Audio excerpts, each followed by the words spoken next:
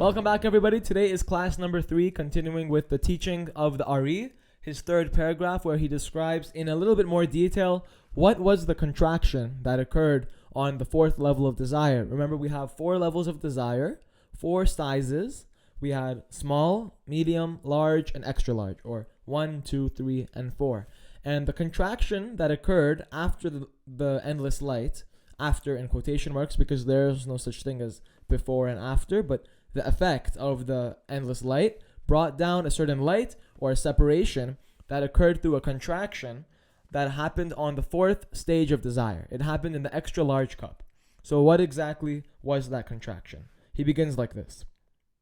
The endless then restricted himself in his middle point. In the very middle restricted that light and drifted to the sides around that middle point. Rav Ashlag begins his commentary. This form that has both light and desire to receive is the reason for all of creation. So we're talking right now in that sentence about the endless light. In the endless light, we have the Ein Sof, the endless aspect of him, and the aspect that relates to his name. Him is the light, the giving, and then his name is the desire to receive. So the creation of the worlds and their sequence down to this world created and renewed the possibility for the room of Torah and mitzvot, not in order to receive, but only to bestow contentment upon the Maker. So let us dissect that very highly packed statement. It says here, the creation of the worlds and their concatenation. Concatenation means it goes from higher to lower in a sequential order, down to this world, created the opportunity for consciousnesses or souls to engage in the practice of Torah and mitzvot. Torah is the 5 books of Moses, and the mitzvot is following the instructions that are given by the Creator. But not because we want to receive, not because we want the reward, not because every time we give money to a homeless person, we think about how much fun we're going to have in heaven as a result of this kind act, but only because we want to give contentment upon the Maker. Because we know that every time that we fulfill a mitzvah, every time that we obey an instruction from the Torah that was given by the Creator, it bestows contentment upon him. It makes him happy. We want to make our Heavenly Father happy. That's how you do it. You do it because you want to make him happy. So only in this world can the souls inert their desire to receive into a desire to give in order to become closer to the essence of the Creator. So only in this world can the souls transform their desire to receive into a desire to give, or desire to receive for the sake of sharing, which means bestowing contentment upon the Maker. Remember, anytime we talk about desire to receive for the sake of sharing, we're only talking about bestowing contentment upon the Maker. That's the only way. To receive for the sake of sharing, it means that we're talking about bestowing contentment upon the Maker. Not you receive so you can give to other human beings. Not to receive so you can give back to the world. You receive to give back to the Creator. And the way you give back is through bestowing contentment upon Him by receiving under the right intention. So remember that similarity brings closeness in spirituality. So therefore, if you were to transform your desire to receive into a desire to receive for the sake of sharing, which is desire to give, which is the essence of the Creator, an ultimate giving force, then that's how you become closer to the Creator, because similarity brings closeness. Because the highest form of receiving is receiving for the sake of pleasing the Creator. So this is how to align yourself with the Creator. In Hebrew it's called hishtavut tzura, alignment of form. We talked about shinui tzura, change in form, difference in form, and this is the opposite. This is alignment of form. This is how you become more similar and more closer to the Creator. It's also called devekut, which means adhesion or cleaving or oneness, which is unification with the Creator. And this is known as connecting to the Creator. In one of the mitzvot in the Torah, the 613 mitzvot, one of them is to cleave to the Creator. So here we have, it's a mitzvah. Not only it's a biblical mitzvah, it's also the purpose of the world, purpose of creation, is to cleave to the Creator. And the way that we cleave to the Creator, as we just read right now, is through transforming desire to receive into desire to receive for the sake of bestowing contentment upon the Creator. That's how you connect to the Creator. So by doing this, our desire to receive turns into a desire to give, which is the form or essence of the Creator. Now, receiving has turned into giving, because you're receiving for the sake of sharing, which is the same thing as just sharing or giving. Now, when the Ari says, it rose upon his simple desire, it says, it rose upon his desire, it means that the desire to receive elevated itself and cleansed itself by restricting its desire to receive in order to get closer to the Creator. So when the Ari says it rose, it literally rose. The desire to receive, literally elevated into a higher form. It cleansed itself by quashing its desire to receive through the contraction, which caused him to resemble a giving force instead of a receiving force, which made him closer to the Creator. So the contraction was that restriction of its desire to receive that was planted within it.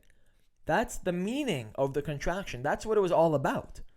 So when we say that the contraction happened on the fourth level of desire in the extra large cup, what we're really saying is that the extra large cup, the desire, the great capacity of that fourth level of desire, restricted itself from receiving. It said, nah. It made a shield around the cup. The water wanted to come in. He said no. He restricted himself. He minimized his own desire,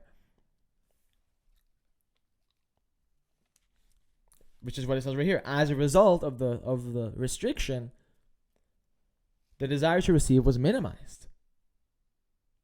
Because how can you have an extra large cup that's empty and restrict your desire to receive? It's empty. It has the desire to receive. So this is what happened. The fourth level of desire, when it restricted itself, we'll see in a second, it actually became back into the first level of desire. It went from extra large to small. And we'll see what happens to all of the fulfillment that was inside of the extra large cup. Where did it go? Because if you downgrade from extra large to small, all the water that was in your extra large cup, where does it go? Because you can only fit now 8 ounces, but you used to be able to fit 32 ounces. But now you can only fit a quarter. So what happens to the other 24 ounces? Of course, there's no ounces, there's no measurements, there's no borders when we're talking about spirituality. But from the perspective of the cup, from the perspective of the receiver, of the vessel, there is. So it says, even though the aspect of the endless that related to his name, which is the desire to receive of the endless, had the desire to receive, there was no lack of adhesion with the light of the Creator in the endless. In the endless, even though the aspect of the endless that was his name had desire to receive, there was no difference between the desire to receive and the aspect of him, which is the desire to give. They were in complete oneness. We read that over here, that there was no separation within them at all. They are in simple unity without any form of separation. However, the desire to receive through the contraction, decorated itself to resemble the Creator and depart from the great desire to receive, called stage 4, which is the extra large cups level of desire. That's the greatest. It's the biggest amount of capacity. Extra large is the biggest out of the 4. There's only 4: the small, medium, large, extra large. The extra large cup had the most desire because it had the most capacity, because it was the largest cup. It could fit 32 ounces, for example. And it tried to quash this desire to receive in order to look like the Creator, since similarity brings closeness. So it is expressed in the words, it rose, when the Ari says it rose upon his simple desire, meaning that the desire to receive of the endless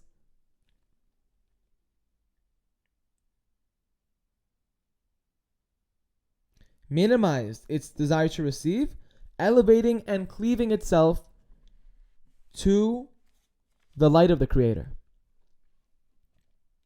Now we understand the restriction that occurred in the contraction, in the first contraction. A little bit better, at least. We can understand. The contraction was the restriction of the desire to receive of the 4th level or 4th stage of desire. And remember that the bigger the desire to receive, the bigger the borders of the vessel of the emanated thing. So we already know that all the measurements and all the borders, all the sides of any emanated thing is decided by its desire to receive. Its capacity is decided by its desire to receive. The bigger the cup, the bigger the vessel, the bigger the desire. Or I should say, the bigger the desire, the bigger the cup or the vessel. So therefore, once the desire to receive of the endless contracted itself and diminished its desire to receive, what we asked was, what happens to all the other light, all the other water that was in the extra large cup once you downgrade to the first level? It had to leave as a result of the insufficient size of the vessel. There was no space in the first level, because a smaller desire brings down less light. You cannot store 100% of the water in a container that only has space for 25%. So the attempt of the restriction of the 4th level of desire to receive is the meaning of the contraction. That is what the contraction was. The restriction is what led to the emptiness in the first place.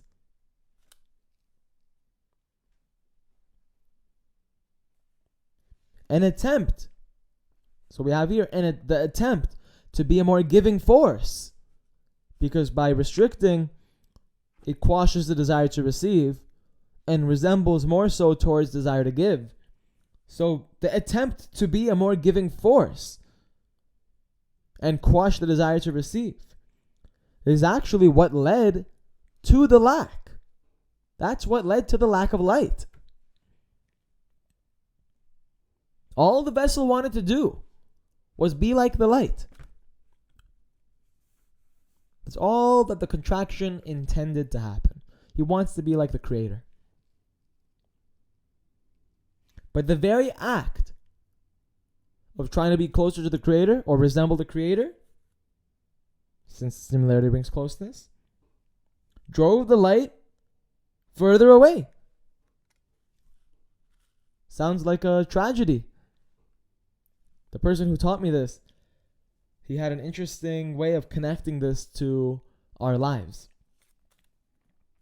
Because he says that, a lot of people, they might misinterpret the contraction and think that they need to now go quash all their desires and run away and seclude themselves at the top of a mountain and never eat, never speak, never do anything you want to do hurt yourself and do all these things to quash your desire to receive. He says that is trying to quash the desire to receive, but for the sake of quashing the desire to receive. That's not the goal. The goal isn't to quash the desire to receive. The goal is actually that is the process. The process is restricting, but the goal is receiving. The goal is to become closer to the Creator.